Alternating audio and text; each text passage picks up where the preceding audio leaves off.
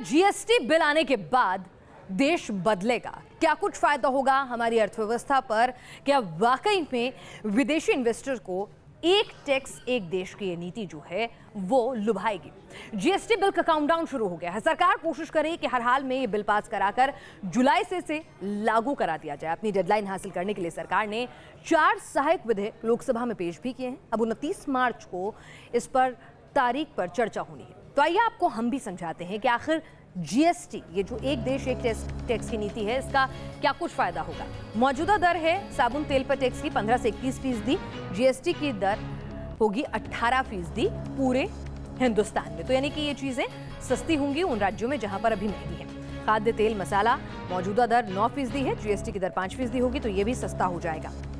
और क्या कुछ सस्ता या महंगा होगा जीएसटी के बाद? चाय कॉफी सस्ती होगी, 4% टैक्स कम हो जाएगा इस पर। कंप्यूटर्स सस्ते होंगे, लगभग 3% की कटौती हो सकती है। प्रोसेस फूड भी सस्ते होंगे, 9 से 15% अभी टैक्स लगता है, लेकिन फिर 12% लगेगा। छोटी गाड़ियां महंगी हो जाएंगी, 8 से 12% मौजूदा दर है। अलग अलग राज्यों में अलग अलग टैक्स की दर है और इसलिए कई बार आसपास के इलाकों में जाके रजिस्ट्रेशन कराया जाता है गाड़ियों का। लेकिन जीएसटी की दर के बाद ये पूरे देश में 18% हो जाएगा। एसयूवीज सस्ती हो जाएंगी, मौजूदा दर 30% है, फिर 28% हो जाएगी। केबल टीवी सस्ता हो जाएगा, देखना, मौजूदा दर 25% टैक्स लगता है, जीएसटी के बाद इसमें काफी कटौती होगी 7% की।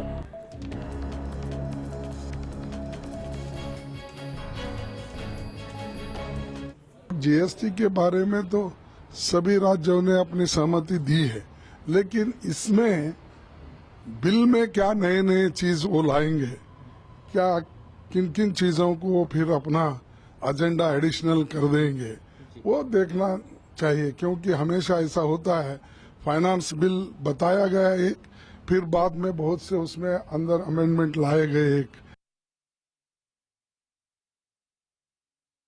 देखिए बिल को देखिए हम क्या है, कई सारे पेचीदे बातें हैं उसमें, और एक नहीं जीएसटी 3 है, एक सेंट्रल जीएसटी, एक स्टेट जीएसटी, एक इंटर स्टेट जीएसटी। अब वो देखें वो विधेयक को, उसके आधार पर हमारी बात हम रखेंगे। और जीएसटी को लेकर सबसे बड़ा डर है महंगाई बढ़ने का। विपक्ष की अपनी चिंताएं हैं और राज्य सरकारों की अपनी मुश्किलें हैं। लेकिन इस बीच कई तरह की खबरों से सोशल मीडिया भी गर्म है। कहा जा रहा है कि जीएसटी कारोबारियों के लिए मुश्किल का सबब होगा। लेकिन क्या वाकई जीएसटी कारोबारियों की मुश्किलें बढ़ाएगा? आइए समझने की कोशिश करते हैं इस रिपोर्ट के जरिए। आप सच जानिए। एक देश एक टैक्स, जीएसटी, जी का जंजाल या जंजाल से छुटकारा। सरकार जिस जीएसटी को कारोबारियों के लिए वरदान बता रही है, implementation of the goods and services tax, social media पर इसे कारोबारियों के लिए झंझट बताया जा रहा है। वायरल हो रहे एक मैसेज में कारोबारियों के हवाले से कई मांगे भी रखी गई हैं। इस वायरल मैसेज में कहा गया है कि जीएसटी लागू होने के पश्चात किसी भी राज्य को अलग से कोई टैक्स लेने का अधिकार नहीं होना चाहिए, जैसा कि एंट्री टैक्स को लेकर के स्टेट्स अभी से अपनी आवाजें उठा रही हैं। दूसरी तरफ कहा गया है कि पिछले 2 वर्षों में सर्विस टैक्स को जिस तरह से 12% से 15% बढ़ा दिया गया है, ये सही नहीं है। तीसरा ये कि दर बढ़ाने का निर्णय पार्लियामेंट करे, क्योंकि टैक्स की दर पूरे देश के लिए होगी, किसी अकेले मंत्री से मनमर्जी से इसको लागू नहीं करना चाहिए, यानी कि जो बदलाव होते हैं वो नहीं ऐसे होने चाहिए। ऐसे तमाम चीज़ें इसमें दी गई हैं और तमाम सुझाव भी दिए गए हैं। और ये मैसेज जो है वो व्यापारिक संगठन की तरफ से आया, ऐसा समझ में आ रहा है। वायरल मैसेज का सीधा सरोकार हमसे है, लिहाजा हमने इसकी तह तक पहुंचने की कोशिश शुरू कर दी। मैसेज के आखिर में एक शख्स का नाम और नंबर लिखा है, तो हमने उससे ये समझना चाहा कि आखिर किस आधार पर यह दावा किया जा रहा है।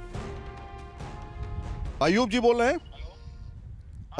अयूब जी आदाब, मैं सैयद आमिर हुसैन बोल रहा हूं न्यूज़ नेशन से। अयूब जी, ये जाने की कोशिश करूंगा आपसे, आपका एक नंबर जो है वायरल मैसेज में दिया गया है, ये क्या है? आपने क्या ये मैसेज भेजा है या नहीं? सर मैंने तो भेजा है, लेकिन मेरे पास आगे तो आया था, इसलिए मैंने आगे वापस फॉरवर्ड कर दिया सर, ऐसे बात है। अच्छा, उसमें आपका नंबर भी मेंशन है, मतलब ये नंबर आपने अपनी तरफ से डाला? मैं तो कोई दूसरा नंबर था, मैंने नंबर चेंज कर दिया, ऐसा है, समझ गए आप?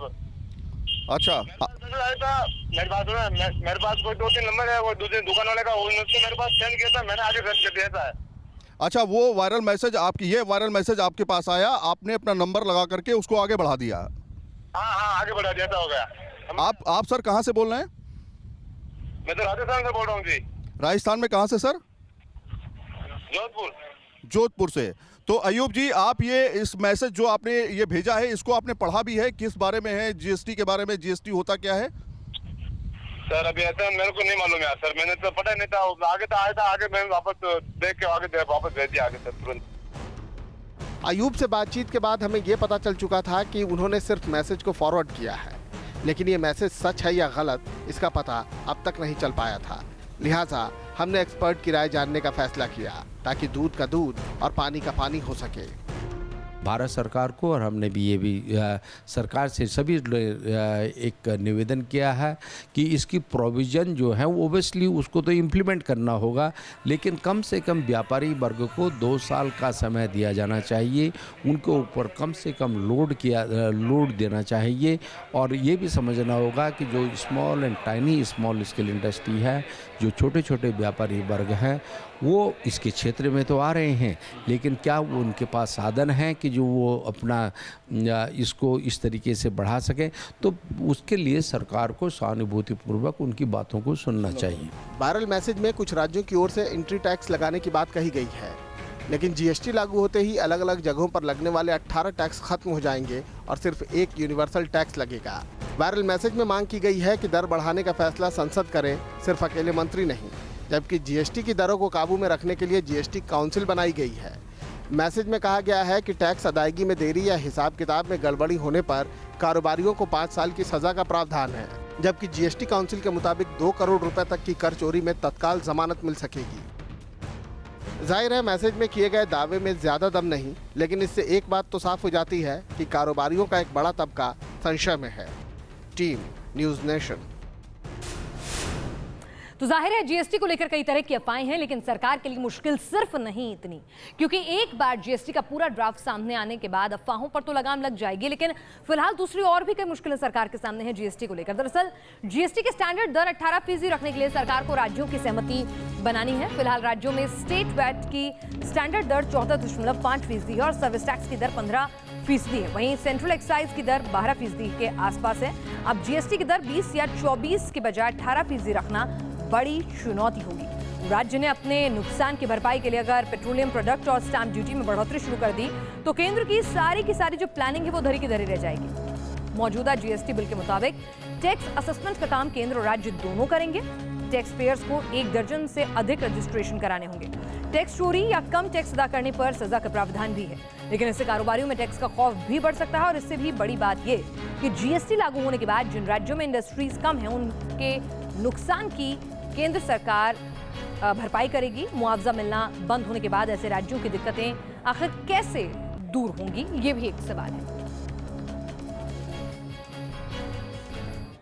और अब बात करते हैं मीट बंदी पर छिड़ी महाभारत की। यूपी में अवैध बूचड़खानों पर योगी सरकार की कार्रवाई से हड़कंप मच गया है, जिससे नाराज मीट कारोबारियों ने बेमियादी हड़ताल पर जाने का फैसला कर दिया है, जिसके कारण यूपी के लगभग तमाम छोटे बड़े शहरों में चिकन मटन की दुकानों पर ताले जड़ दिए गए हैं। व्यापारी सड़कों पर उतर आए हैं। सरकार बार बार कह रही है कि पुराना नियम है, हम तो सिर्फ सख्ती से लागू करवा रहे हैं और लाइसेंस वाले कारोबारियों को डरने की जरूरत नहीं, लेकिन कारोबारी परेशान है।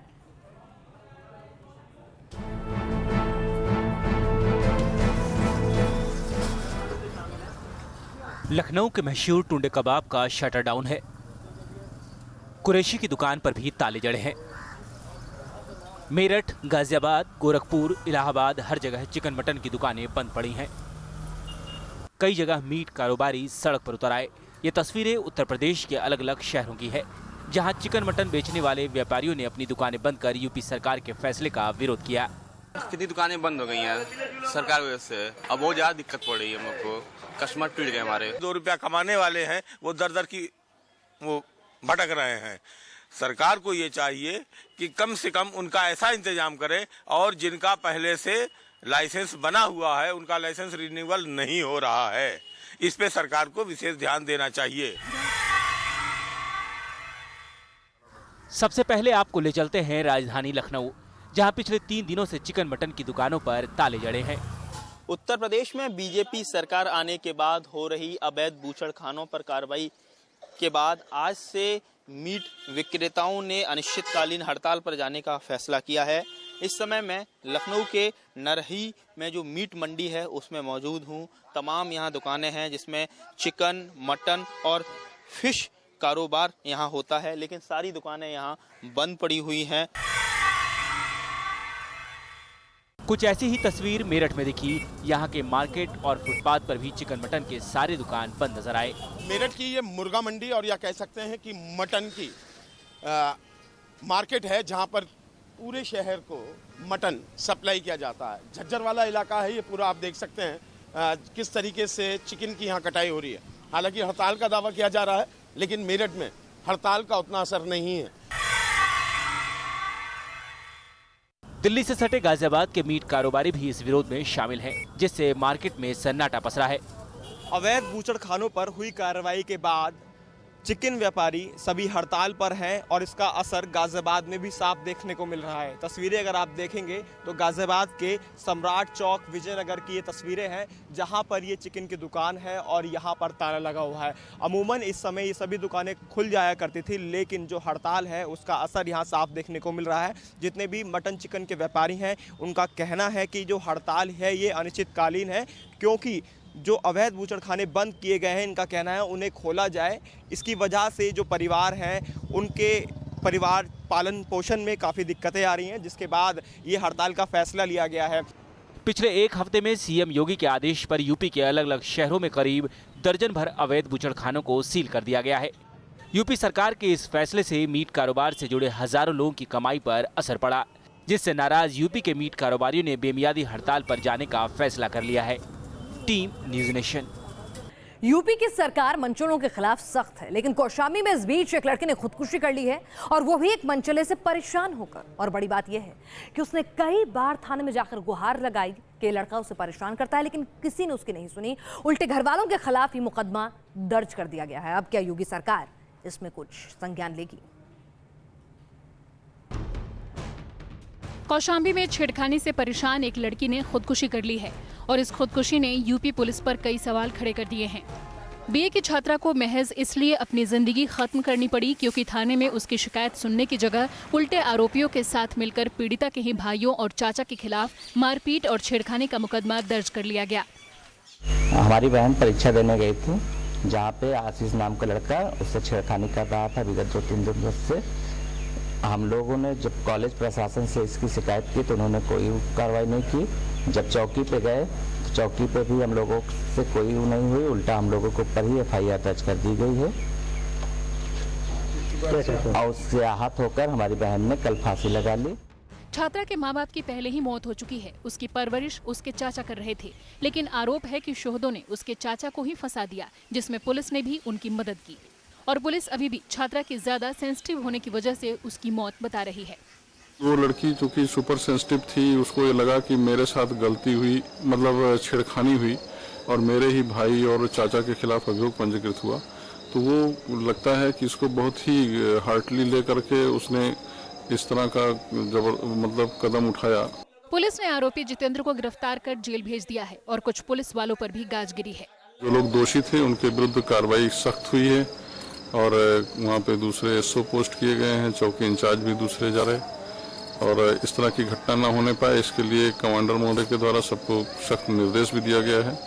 छात्रा ने कॉलेज में भी शिकायत की और पुलिस में भी, लेकिन कहीं सुनवाई नहीं हुई। वही अब छात्रा की मौत के बाद सियासत भी गर्मा गई है। वो पलट के एक औरत ही शिकार हो जाती है इन सब मामलों पर, और वो बेचारी उसकी जान भी चली गई। अब क्या करेंगे ये लोग? एक और आंकड़े बन गई, बस उसमें से एक और आंकड़ा बन गई, उसके अलावा कुछ है? जहाँ तक आप जिस घटना का जिक्र कर रहे हैं उसका हम लोग जांच कराएंगे, और जांच में अगर कोई दोषी पाया जाता है तो निश्चित रूप से उसके खिलाफ कड़ी कार्रवाई भी होगी। अगर कोई पुलिस अधिकारी परिवार के लोगों पर दबाव बना रहा है तो इसकी जांच होगी, और जांच में अगर अधिकारी दोषी पाए जाते हैं तो कार्रवाई होगी। पुलिस ने आरोपियों पर शिकंजा कस दिया है, लेकिन अगर ये पहले किया गया होता तो आज एक होनहार छात्रा को अपनी जान नहीं देनी पड़ती। Team news nation. तो ये थी देश और दुनिया की हर अहम खबर हर पहलू के साथ नेशन व्यू में।